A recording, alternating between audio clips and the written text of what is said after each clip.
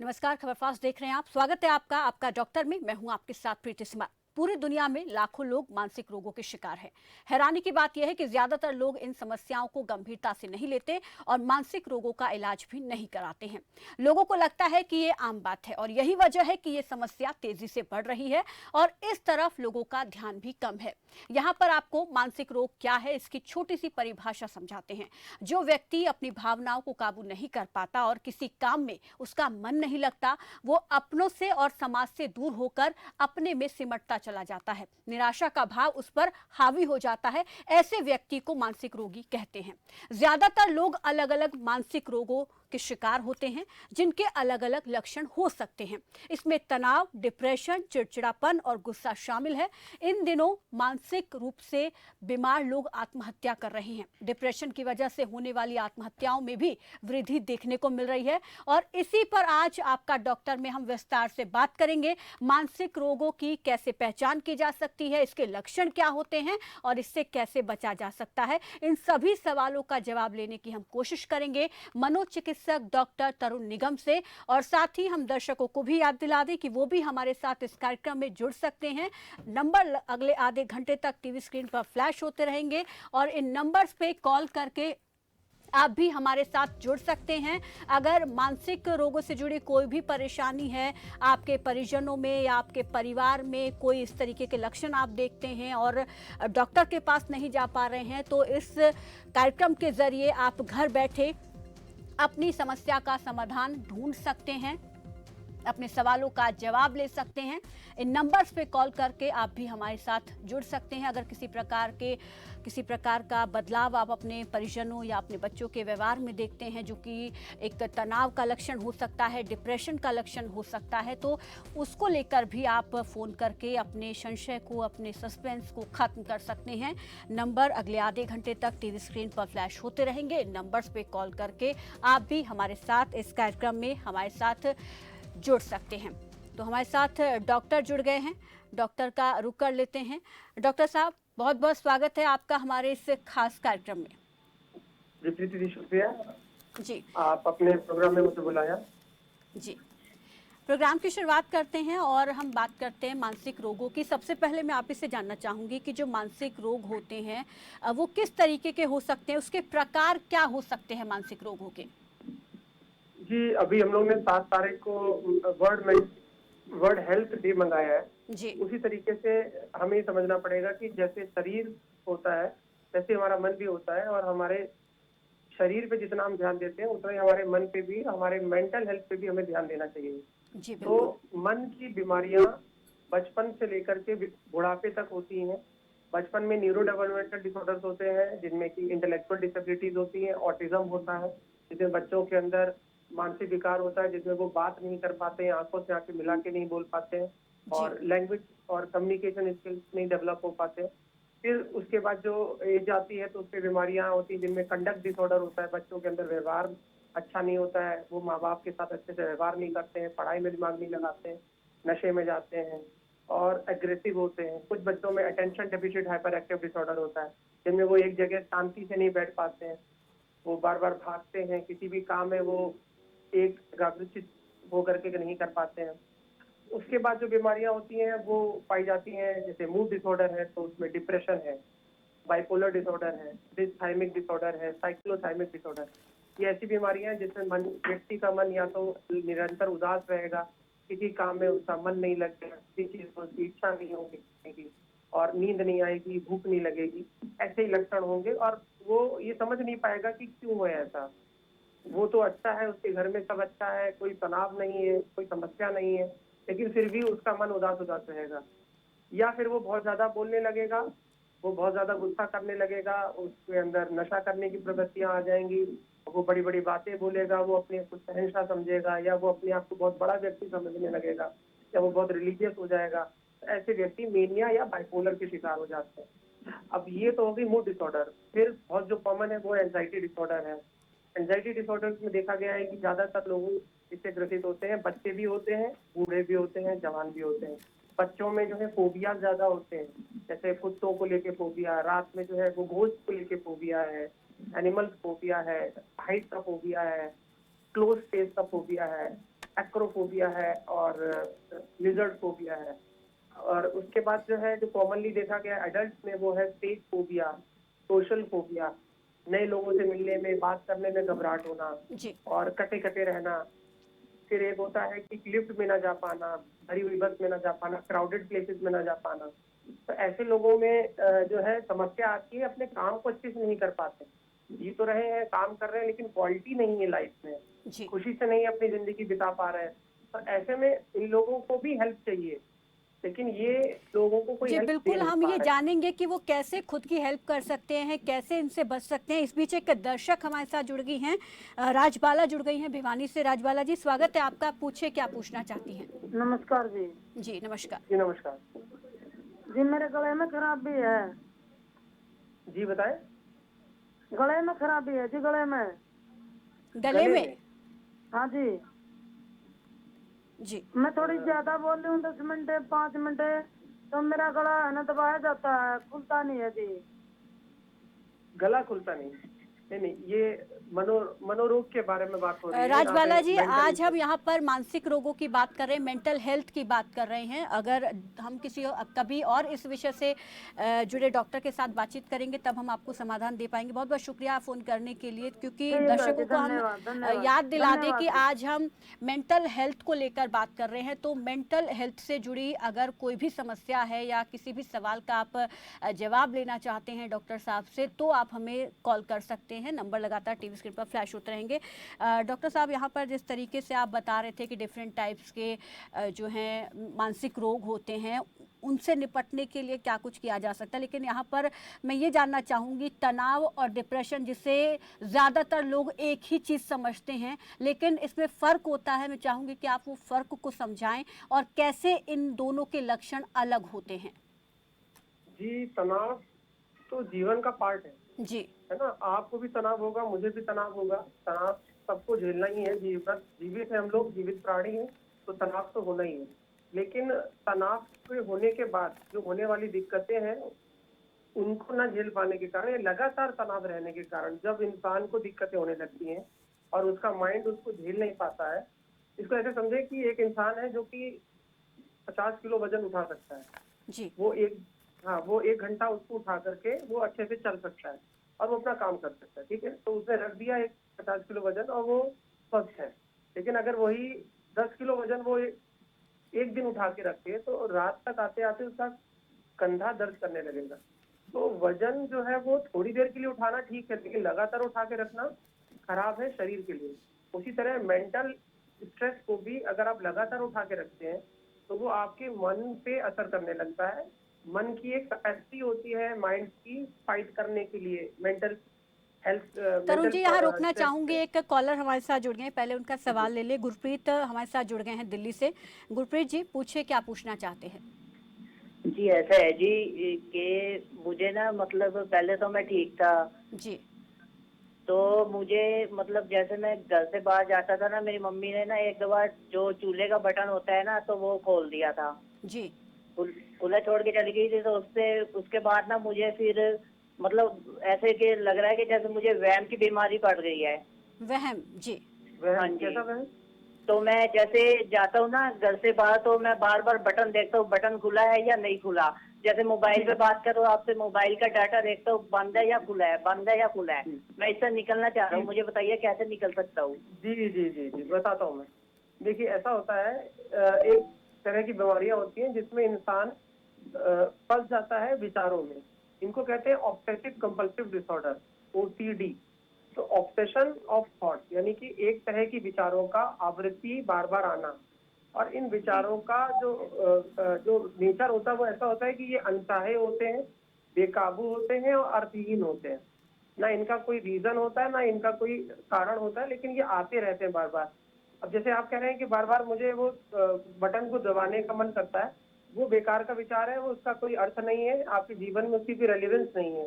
लेकिन आप जब निकल रहे हैं दरवाजे से, तो आपको बार बार ये विचार आ रहा है। अगर आप इसको इग्नोर करते हैं तो वो आपके दिमाग में घुसता है, इंट्रूड करता है, और फिर आपको वो पुश करता है कि आप जाकर के उसको बटन को बार बार टच करें, छुए। इसी तरीके से और भी होते हैं लोग जिनको कि बार बार हाथ धोना, उनको एक बार में संतुष्टि नहीं होती है, उनका संतुष्टि का बटन खराब हो जाता है।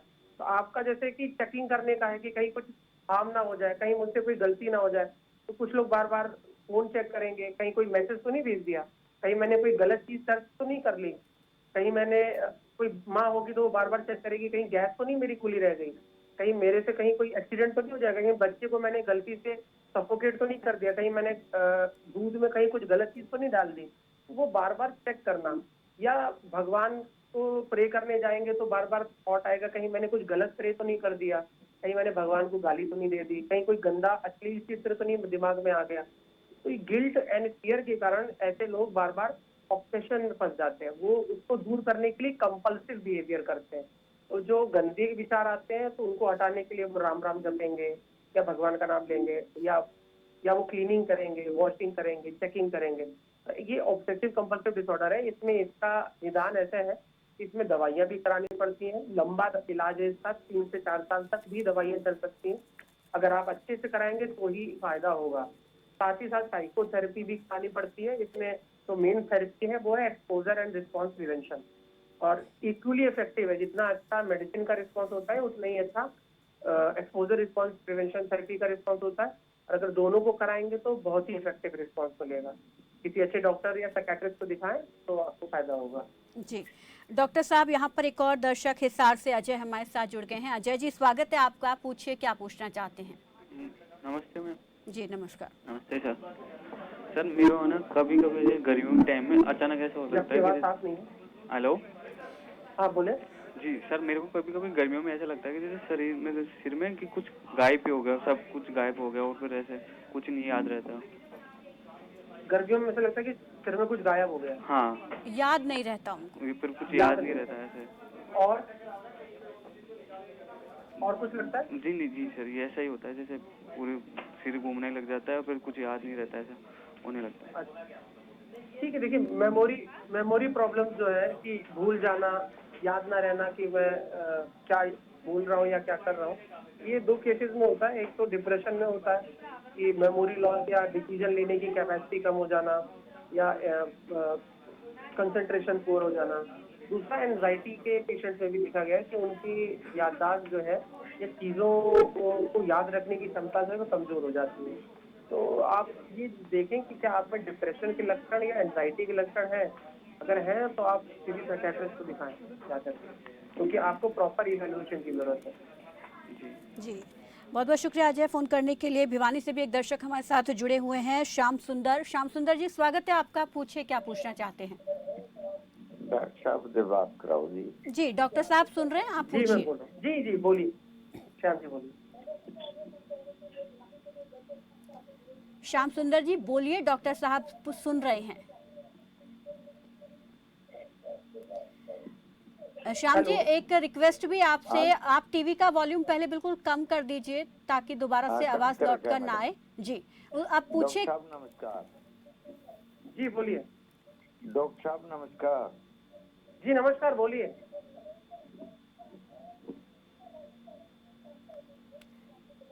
श्याम सुंदर जी, टीवी का वॉल्यूम बिल्कुल कम कर दीजिए क्योंकि मेरी ही आवाज बार बार रिपीट हो रही है। आप पूछिए क्या पूछना चाहते हैं, डॉक्टर साहब सुन रहे हैं। क्या समस्या आपको? जी मैं डॉक्टर साहब से कुछ राय लेना चाहता था जी। जी डॉक्टर साहब सुन रहे हैं, आप पूछिए, वो आपको राय देंगे।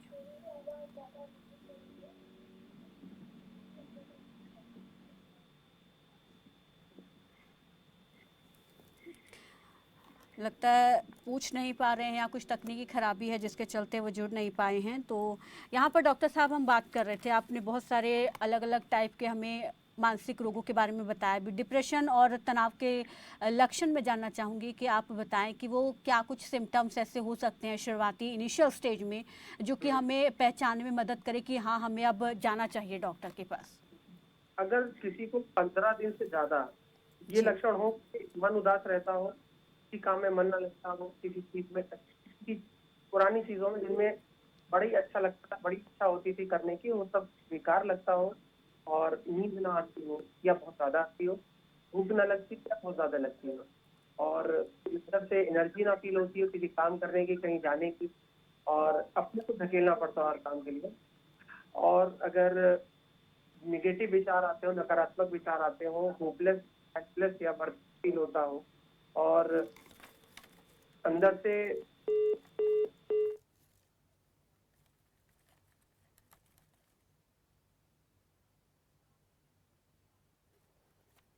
लगता है हमारा संपर्क टूट गया। हम दोबारा जुड़ने की कोशिश करेंगे। तो यहाँ पर दोबारा हम जुड़ेंगे डॉक्टर के साथ। जिस तरीके से डॉक्टर साहब ने बताया कि आमतौर पर हम लोगों के लिए हम देखते हैं कि तनाव और डिप्रेशन को हम एक ही चीज़ समझते हैं, लेकिन ये दोनों ही अलग है और धीरे धीरे तनाव होता है, उसके बाद ये जब गहराई में चला जाता है, एक गंभीर समस्या होती है, तो एक तरीके से डिप्रेशन हो जाता है। और यहाँ पर इसी पर हम बात कर रहे हैं और नंबर भी लगातार फ्लैश हो रहे हैं, आप टीवी स्क्रीन पर देख सकते हैं। और साथ ही साथ अगर इससे जुड़ी कोई समस्या आपकी है तो आप जान सकते हैं। जिस तरीके से कई सारे कॉलर फ़ोन भी कर चुके हैं, अगर भ्रम है किसी प्रकार का तो उसका ये भी कहीं ना कहीं एक तरीके से तनाव है या डिप्रेशन है। डॉक्टर एक बार फिर से हमारे साथ जुड़ गए हैं, उनका रुख कर लेते हैं। तरुण निगम जी, यहाँ पर एक दर्शक हमारे साथ जुड़ गए हैं, आलोक कानपुर से, उनका सवाल ले लेते हैं। आलोक जी, स्वागत है आपका, पूछिए। जी नमस्कार डॉक्टर साहब। जी नमस्कार, बता। जी डॉक्टर साहब, ये बोल रहा हूँ कि कभी कभी एग्रेशन बहुत ज्यादा आ जाता है। जैसे कोई भी अगर मतलब ऐसी प्रॉब्लम होती है घर में, घरेलू प्रॉब्लम्स होती हैं या कुछ होती है, तो बहुत ज्यादा एग्रेशन हो जाता है और उस समय समझ में नहीं आता कि करना क्या चाहिए। इसके बारे में कुछ बताइए। देखिए, अग्रेशन जो होता है ना, वो तब होता है कि जब आप किसी से बहुत ज्यादा प्यार करते हैं, बहुत ज्यादा एक्सपेक्ट करते हैं उससे कि वो आपकी बात समझे, और फिर जब आप देखते हैं कि सामने वाला आपकी बात नहीं समझ रहा है या जो आपने एक्सपेक्ट किया था सामने वाले से वो नहीं हो रहा है, तो आप एग्रेसिव हो जाते हैं, राइट? जी जी। या आप उस एग्रेशन को अपने मन में दबाते हैं या बाहर जी। निकालते जी जी। तो आप उसमें आप अपने मन में उसको चलाते रहते हैं बहुत देर तक। तो जी। दोनों ही चीजें हार्मफुल हैं। अगर बाहर करेंगे तो वो आपको, आपके बाहर वालों को नुकसान करेगा, वो जी। आपके आसपास के लोगों में आपकी इमेज खराब करेगा। जी। बाद में आपको गिल्टी फील होगा कि आपने ऐसा क्यों किया, आपने अपने क्लोज लोगों को हर्ट किया, है ना? तो या फिर आप एग्रेशन में चीजें तोड़ेंगे या सामान फेंकेंगे या खुद को चोट पहुंचाएंगे। ये सारी चीजें आपके सेल्फ इमेज को पुअर करेंगे। तो आप कोशिश करें कि ऐसा ना करें। तो डॉक्टर साहब, इसको कंट्रोल कैसे किया जाए? अब हाँ, कोशिश ये करें कि अपने नेचर पे ये कोशिश करें, ये देखें कि जब भी आपको अग्रेशन होता है तो वो कौन सी चीजें होती है जो ट्रिगर करती हैं। जो इवेंट ट्रिगर करता है उस गुस्से को, उसको लिखें। उसके बाद जो थॉट्स आए उस इवेंट के बाद, जिस चीज से वो ट्रिगर हुआ, उसके बाद जो थॉट्स आए कि मुझे ये फील हुआ, या उसने मेरे बारे में ऐसा सोचा, या आपने क्या सोचा उस इवेंट से, और उसके बाद आपको गुस्सा आया, है ना? तो वो थॉट्स लिखने पड़ेंगे आपको।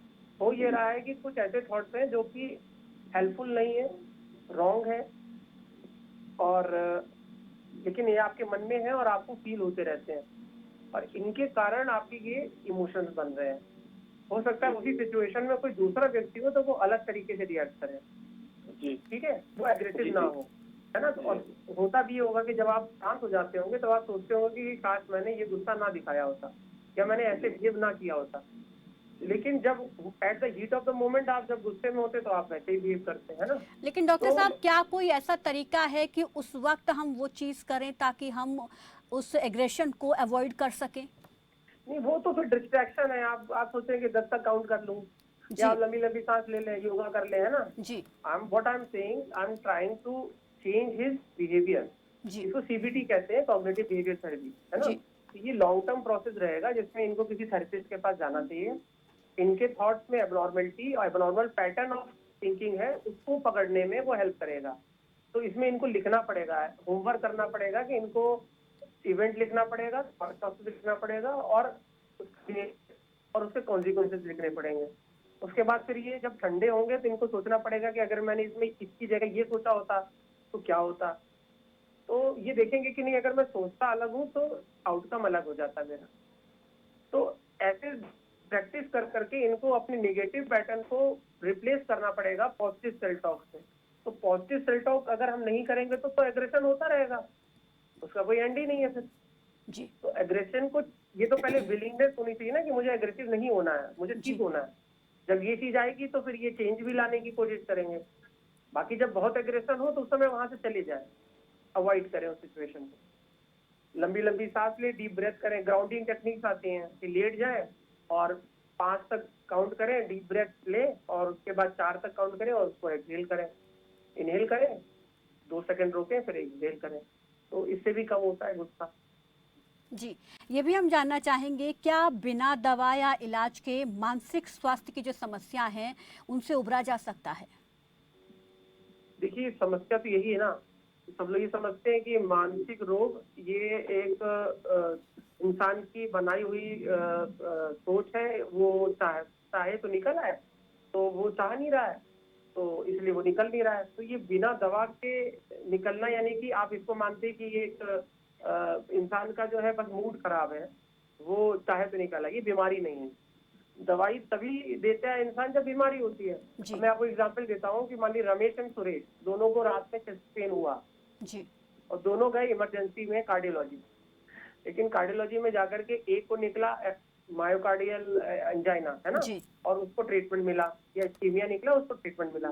दूसरे को निकला पैनिक अटैक, तो कार्डियोलॉजिस्ट ने कहा कि तुम जाओ यहाँ से, है ना, तुम्हें कोई दिक्कत नहीं, तुम टेस्ट लेते हो। अब दोनों के केस में दोनों को तकलीफ है, लेकिन एक को इलाज मिल रहा है और दूसरे को इलाज नहीं मिल रहा है। दूसरे को इलाज इसलिए नहीं मिल रहा है क्योंकि वो मनोरोगी है। हर 10 में से सिर्फ एक इंडियन को मनोरोग का इलाज मिल रहा है। यही डाटा वेस्टर्न कंट्रीज में हर 2 में एक है। वहां पे भी हर 2 में एक ही को मिल रहा है, वहां पे भी थोड़ा स्टिग्मा है, लेकिन इंडिया में बहुत ज्यादा है। इंडिया में हर 10 में एक ही आदमी ट्रीटमेंट पा रहा है। 9 आदमी या तो तांत्रिक के पास जा रहा है, या वो कहीं पंडित के पास दौड़ लगा रहा है, या फिर वो झाड़ फूक करा रहा है, वो कहीं ना कहीं मंदिर के दरगाह के कहीं ना कहीं के चक्कर काट रहा है, लेकिन वो मनोरोग का इलाज नहीं करा रहा है, क्योंकि स्टिग्मा बहुत ज्यादा है। तो हमारा सबसे बड़ा प्रॉब्लम ये है कि हमें स्टिग्मा से फाइट करना है, और स्टिग्मा से फाइट करना इट्स नॉट वेरी इजी। ये मीडिया में, ये सोशल मीडिया में, ये वीडियो गेम्स में, हर जगह मेंटल इश्यूज को प्रमोट किया जाता है एज स्टिग्मा की तरह। अभी एक फिल्म आई थी कि मेंटल है क्या, जी। उसको फिर जजमेंटल है क्या किया गया, क्योंकि हम लोग इंडियन साइकेट्रिक सोसाइटी ने उसको उठाया था जी। कि ये मेंटल है क्या करके आप जो है इसको स्टिग्मेटाइज कर रहे हैं कि मेंटल लोग पागल होते हैं। क्योंकि जो उसमें कैरेक्टर शो किए गए थे, जो दोनों हीरो हीरोइन थे, वो थोड़े क्रेजी थे, उनकी एक्टिविटीज बिहेवियर क्रेजी थे। फिल्मों में भी मेंटल ट्रीटमेंट में दिखाया जाता है कि जो है पेशेंट को बड़ा वायलेंटली ट्रीट किया जाता है, उनके जो चेन में बांध के रखा जाता है, शॉक लगाया जा रहा है, तो पकड़ के 4 लोग उनको जो है इलेक्ट्रिक शॉक लगा रहे हैं। अगर मैं किसी पेशेंट को बोल दूं कि मैं ईसीटी दूंगा, तो कहेगा डॉक्टर साहब बड़े खराब है। ही डजंट नो कि हम लोग ऐसे ईसीटी नहीं देते हैं, हम लोग एनेस्थीसिया देते हैं। जैसे किसी भी पेशेंट का ऑपरेशन होता है, उसको बेहोश करके दिया जाता है ईसीटी, जैसे हम लोग मतलब ऑपरेशन, वैसे हम लोग भी ईसीटी बेहोश करके देते हैं। लेकिन स्टिग्मा इतना ज्यादा है, जो सोच बना दी गई है थ्रू आउट, मैं ये नहीं कह रहा हूँ कि अभी, through out history mental health को लेकर के, तो वो इस कारण से लोग डरते हैं। कभी अपने को प्रॉब्लम होगी तो भी नहीं बाहर आएंगे। किसी को अगर किसी बड़े कार्डियोलॉजिस्ट या किसी गैस्ट्रोलॉजिस्ट ने दिखाया होगा तो बताएंगे बड़े गौर से कि हमारा तो फलां डॉक्टर से इलाज चल रहा है। लेकिन अगर वो कोई बता दे कि भैया वो साइकियाट्रिस्ट के यहाँ से दिखा के आ रहे, तो वो बताएगा नहीं कभी। जी बिल्कुल, लोग छिपाते हैं और या तो इसे आम भी समझते हैं। बिल्कुल। हाँ। यहाँ पर ये बिल्कुल ये भी हम जानना चाहेंगे कि दर्शक भी ये जानना चाहते हैं कि कब उन्हें साइकियाट्रिस्ट के पास जाना चाहिए, कौन सी वो स्टेज हो सकती है। अगर इनिशियल स्टेज पे देखें, ज़्यादा गंभीर अवस्था में ना जाकर इनिशियल स्टेज पर ही उसको हम पहचान सकें। जी, इनिशियल स्टेज पे जा करके ही हम इसका मतलब इलाज इस तरह कर सकते हैं कि वो क्योर हो पाए। अगर लेट आता है पेशेंट तो फिर क्योर नहीं रहता है, फिर कंट्रोल ही होता है और जीवन दवाई खानी पड़ती है। तो जो लक्षण है उनको पहचानना इम्पोर्टेंट है। जब आपके जीवन में आपके सोशल यानी आपके सामाजिक, ऑक्यूपेशनल यानी आपके काम में, और इंटरपर्सनल यानी आपके रोज आपके जो रिलेशनशिप्स हैं, इनमें अगर समस्या आने लग जाए, तो आप माने कि आपको ट्रीटमेंट की जरूरत है, आपको साइकियाट्रिस्ट को दिखाने की जरूरत है। अगर छोटी मोटी प्रॉब्लम्स है और वो आप हैंडल कर लेते हैं, मैं 2 दिन उदास रहा, मैं ठीक हो गया, मुझे 2 घंटे के लिए गुस्सा है, लेकिन मैं ज्यादातर गुस्सा नहीं करता, तो मैं नहीं कह रहा कि आप आए दिखाने। लेकिन अगर आप डेली फील कर रहे हैं कि नहीं, काफी दिनों से मैं फाइट कर रहा हूँ लेकिन मैं उदास रहता हूँ, काफी उलझन होती है, बार बार मैं बाहर जाता हूँ तो मुझे घर आने की चिंता रहती है, या मेरे बच्चे बाहर रहते हैं तो मैं चिंता में ही भूली रहती हूँ, मेरे को छोटी छोटी चीजों की चिंता बार बार होती है, काम जब तक नहीं हो जाता अगर कहीं ट्रेन पकड़नी है तो 4 घंटे पहले से ही मेरे दिमाग में ट्रेन है जाना है, फिर रास्ते में कुछ जाम ना लग जाए, ये ना हो जाए, वो ना हो जाए। तो तरह तरह की चिंताएं अगर चल रही हैं। या फिर साइकोसिस के बारे में बोले तो साइकोसिस में तो ये होता है कि भाई लगता है कि लोग मेरी बात कर रहे हैं, बगल में कोई खड़ा है ना, या जो है लोग मेरे खिलाफ साजिश कर रहे हैं, कोई मुझे मार देगा। ये सारी चीजें जब अगर फील होने लगती हैं किसी को, तो उनके घर वालों को उसके बिहेवियर में नजर आता है। पेशेंट नहीं पहचान पाता है कि वो रियलिटी में हो रहा है कि वो बस उसको फील हो रहा है। जी, लेकिन उसके घर बड़े वालों को तो नजर आने लगता है कि वो डॉक्टर साहब कटा-कटा। बड़े लोग जो होते हैं वो तो शायद बता भी सकें, लेकिन जो बच्चे होते हैं उनके पेरेंट्स को उन पर ध्यान देना होता है। तो उस उनके बिहेवियर में ऐसा क्या चेंज देखें जिससे पेरेंट्स सावधान हो? बच्चे के बिहेवियर में सबसे इम्पोर्टेंट होता है, एज पे डिपेंड करता है। अगर बहुत ही छोटा बच्चा है तो वो खाना, उसका जो एपेटाइट है, उसका बिहेवियर है, माँ से बात करने का, है ना, आइस आइस मिलाने का, वो अगर चेंज हो गया। अगर बच्चा पढ़ने जाता है स्कूल में तो उसका एकेडमिक उस पर ध्यान दे, अगर वो डिक्लाइन हो रहा है। अगर जैसे डिप्रेशन है बच्चे में, तो बच्चे कभी कभी जो चाइल्ड प्ले करते हैं आपस में, उसमें जी। वो स्टोरी प्ले उसमें बता देंगे कि उनको फियर क्या है। सबसे इम्पोर्टेंट है माँ बाप बच्चे से बात करें। अब जैसे बच्चा अंगूठा चूस रहा है तो उससे पूछेंगे बेटा अंगूठा क्यों चूस रहे हो, क्या कारण है। तो वो बोलेगा मम्मी मुझे डर लगता है कि मैं अंगूठा चूसता हूँ तो मुझे अच्छा लगता है। तो उससे पूछोगे अगर नहीं चूसोगे तो क्या लगेगा, तो कहेगा डर जी लगता है। बिल्कुल, यहाँ पर उससे बच्चों पूछो पर किस चीज ध्यान का डर देने की लगता है। बहुत ज़्यादा ज़रूरत हाँ, है। तो माँ बाप बिल्कुल, ध्यान से बिल्कुल। उससे बात करें। बिल्कुल, समय की कमी है, माफ़ी चाहूँगी डॉक्टर साहब। बहुत-बहुत शुक्रिया हमारे साथ जुड़ने के लिए, इस तमाम बातचीत के लिए, दर्शकों के सवालों का जवाब देने के लिए। तो आज चिकित्सक यहाँ पर हमारे साथ जुड़े हुए थे और मानसिक रोगों को लेकर हम बात कर रहे थे। उम्मीद करते हैं कि सभी दर्शकों के सवालों का जवाब हम दे पाए हों और कल फिर हाजिर होंगे नए विषय, नए डॉक्टर के साथ। तब तक के लिए आप देखते रहिए खबर फास्ट। नमस्कार।